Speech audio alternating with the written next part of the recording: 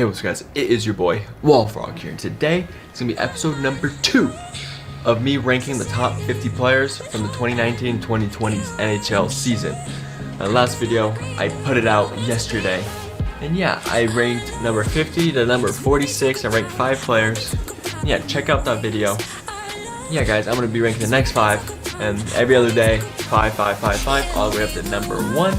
Yeah guys, I explained how this all works in the first episode, so if you want to check that out, go put the link in the description right now, so go click on that one. If you don't want to miss that one first, always go that one first and go in order guys. But yeah guys, make sure to put the notifications on so you don't miss any of these videos in this series. And yeah guys, let's get started right into this video.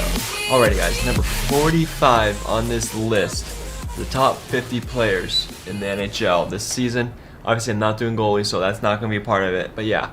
Number 45 is from the Los Angeles Kings, Anze Kopitar, the 2-time Stanley Cup champion with the Kings. He's going to be my number 45th pick. This season, he had 62 points in 70 games. It's not bad at all. It's pretty damn good. Obviously, he's a little older. He's 33, so he's obviously not getting any younger. He's not going to be, probably his skill won't be going up at all.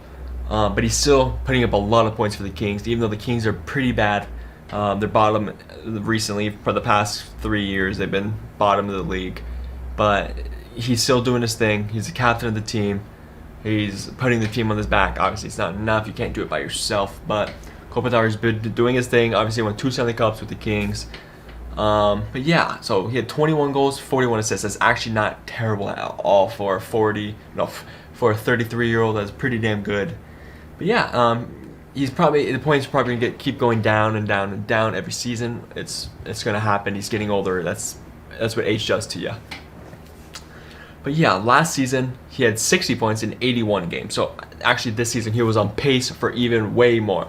He already had more points and he played 11 less games. So he's probably around 70 to 75 points this year, which has been pretty damn good for his age. But yeah, that's a good pickup for the Kings. Obviously, he's gonna be a King for his entire life. So yeah, pretty damn good player. His contract is $10 million though. Obviously, that's not good. You don't want that right now. Obviously, it was a good signing back when he was winning new Stanley Cups, but now he's not going to win you any more Stanley Cups. You're not going to win a Stanley Cup anytime soon. He still has 4 more years on that $10 million contract. That's a lot. The Kings are going to be struggling with that contract.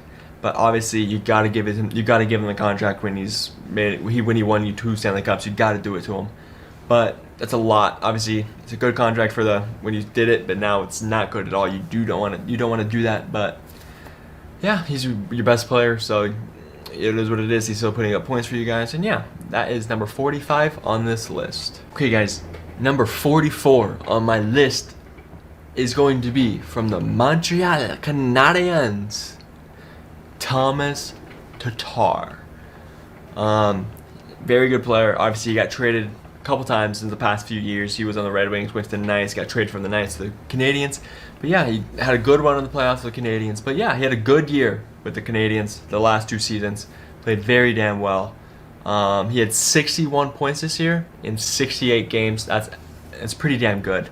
You can't complain about it. You know, Montreal is struggling in scoring. That's what their downfall is scoring. But he will give it to you. He's been doing good. And the Montreal Canadian fans and organization cannot be mad of what Tatar is doing for them. He had 22 goals and 39 assists. Can't complain. He's not playing with superstars. He's playing with maybe with Drouin, like pretty damn good. But Tatar is obviously new to the team. He's not like their backbone, but he's definitely a leader. He's a veteran. And he's putting up points, so all the young guys, all the rookies, Katakanemi is going to watch him and use it for his future. So it's a good veteran presence, but he can still put up the points. His previous season with the Canadiens, he had only 58 points in 80 games. So obviously this season was way better than last season. He was on pace for around 70 to 75 points with Canadiens. Big improvement from the previous season before. And yeah, he had a +5 this year, which is okay, pretty damn good. See, it's average, but the season before he had +21, which is outstanding. You love to see that. That's literally what every player needs to be like. +21 means you're a very good well defensive-minded player as well, and that's what Canadians need.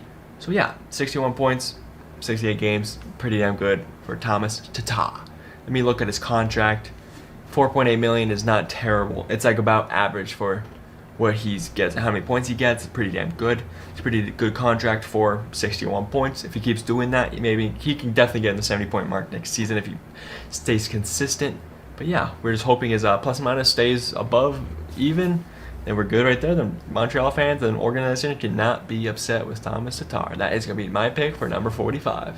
For number pick 43, I'm going to say from the Carolina Hurricanes, Andrei Svtkov. No, this kid he's something. Obviously, you might just know him for the Michigan goals, his lacrosse goals, 2 of them. The kid is skilled. The kid is insane. He's played 2 years in the NHL, and his improvement is insane. He's literally one of the best players on the Hurricanes already, and it's crazy to see. He's such a pest out there too. As you can see, he got under Obi's nerves last year, but he obviously lost that, but we're not going to get into that. But yeah, this year he had 61 points in 68 games. That's absolutely crazy. Every team in the NHL should want him on your team. Obviously, Hurricanes will not be giving him up unless he has a bad year, which I don't think is happening. But yeah, he had 24 goals and 37 assists with a top 6 on the Hurricanes.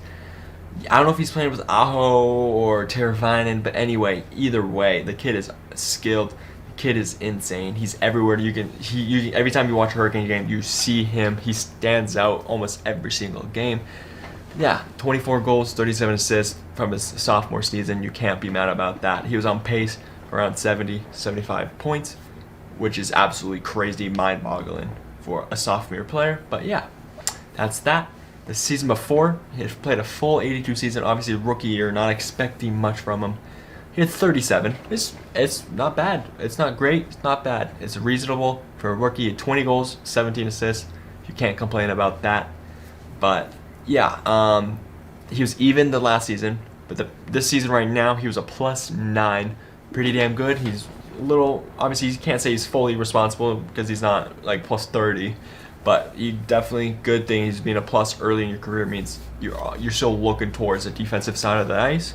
And yeah, pretty damn good stats for a young kid. Obviously, since he's a young kid, his contract is like the rookie maximum, 9.25. That's what you expect. Yeah, he has that for another one. He has 1 more year on that contract, entry level, I think. Then he gets a huge payday for him. Ching ching. But yeah. You can't argue about the points. Way better sophomore season than he did his rookie year. Hey, if he keeps doing that, his 3rd season is going to be around the 100-point mark if he keeps it up. But that is my pick for number 43. Alrighty, guys. My number 42nd pick on my list is from the Calgary Flames. And it is going to be Matthew Cachuck. Obviously, not many people like this guy unless you're a Flames fan, or you're like a fan of all the older hockey, all that stuff. You like to pest, you like physical play, you like all that stuff. Then you like this man. Obviously, not many people do, but yeah, you can't hate him. He's skilled. Obviously, he's annoying. He's a pest, but he has some skill. He's just like a Marchand. But yeah, this season he had 61 points in 69 games with 23 goals, 38 assists. Reasonable. You can't be mad about that at all. -5 though. It's kind of like, okay, it's not the greatest, it's not the best. He needs to improve on that. But yeah, you can't be mad with 23. Obviously, the season before, he had 77 points in 80 games. He popped off that year.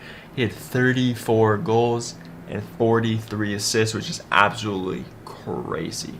You really can't expect that, but you do at the same time. Obviously, it was a shortened season. He was probably going to get 70 to 75 points again this year.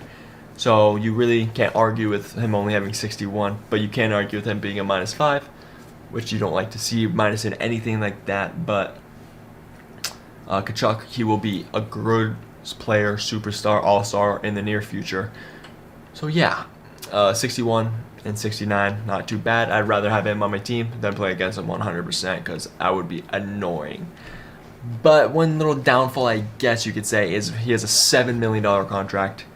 is a lot of money, but I think he is worth it because no player would want to play against him, if I'm being honest. Especially Zach Cassidy, and I'll tell you that. But yeah, the kid's good. He will be good for a long time, and I want him on my team, so I don't have to play against him. Obviously, I'm not playing against him, but I don't want to play against him, okay? But yeah, he's going to be my number 42nd pick in my list. Okay, guys, this might be a little shock to you. I think this player, I might have put him a little high up in the list. A lot of people might argue that he's should be way lower down, but I'm putting him up here because he's going to get traded this year, in my opinion. I would do that if I was a GM of this team.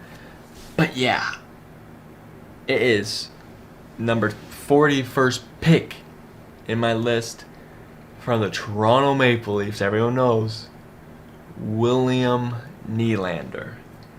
Obviously, unreal skill. The kid can score, kid can skate, kid could pass, kid can stick handle. He can do everything you want as a forward. He's not the greatest defenseman as you not expect him to be, but obviously he's a young kid playing with Matthews, Marner, all of them. Obviously he had the huge scandal last year with his contract. You can't blame the kid for that.